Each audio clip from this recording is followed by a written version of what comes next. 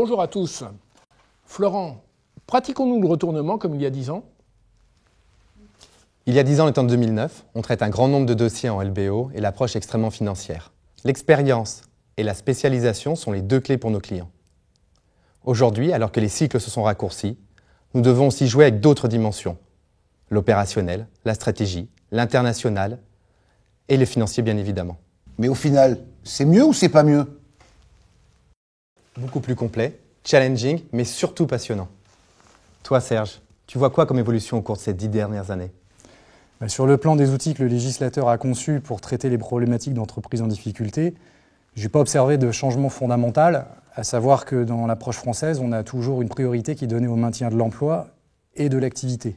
Si je dois retenir 2 changements, le premier, ce serait la sauvegarde financière accélérée qui permet de sortir de situations de négociation complètement figées qui sont liées à la nécessité d'avoir systématiquement l'unanimité entre les créanciers pour dégager une solution. Et la seconde, ce serait dans les procédures de sauvegarde ou de redressement judiciaire, la possibilité pour les créanciers de présenter leur propre plan en concurrence avec celui de l'actionnariat et du management. Et à la fin, c'est le tribunal qui tranche. Et sur le plan des interlocuteurs et des modalités d'intervention?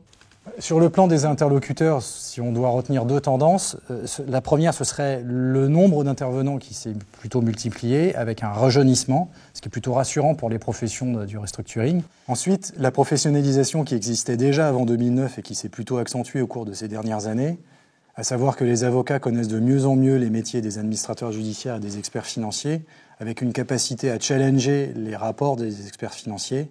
De leur côté, les experts financiers connaissent très bien les dispositifs légaux qui sont à la disposition de leurs clients et sur la base de leur diagnostic, ils sont maintenant capables de proposer la meilleure procédure, en tout cas celle qui est adaptée aux besoins du client. Dis-moi Thierry, ça se passe comment pour toi sur le plan managérial? Tu peux me décrire le manager de crise d'aujourd'hui? Il y a 20 ans, une société en difficulté était en général une société mal gérée. Aujourd'hui, dans 80% des cas, c'est une société qui ne s'est pas adaptée à l'évolution de son marché. C'est totalement différent.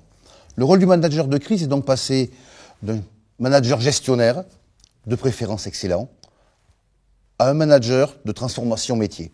C'est par son métier que l'entreprise retrouvera sa santé durable. Thierry, on dit souvent que ce monde est fermé, tout le monde se connaît, t'en penses quoi? C'est vrai que c'est un monde fermé. Mais rien n'empêche de faire des binômes associant ces experts métiers à des experts des procédures, qui en connaissent les acteurs, les règles et les pratiques. C'est le pari que nous avons fait chez Valtus il y a une dizaine d'années, de transformer notre offre classique, et ma foi, nos clients et partenaires s'en vont être satisfaits. Et toi Benoît, la digitalisation de la banque, ça a changé quoi dans ton métier? La digitalisation de la banque, c'était une vraie révolution. On a changé le back-office. On a changé les tâches. On a mis en place la signature électronique sur les flux, avec les administrateurs judiciaires. On a mis en place la signature électronique à l'ouverture de compte, ce qui permet d'être plus efficace. Et on est en train de mettre en place, depuis 3 mois, la IDAI, un grand gain de temps pour les clients. Ok, mais au final, ça change quoi? Ça m'a permis de libérer du temps.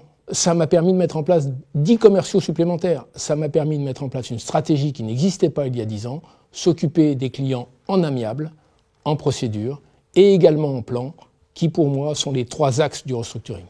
Allez, ces 10 ans de restructuring en un mot, c'est quoi? Passionnant. Passionnant. Envie? Exaltant.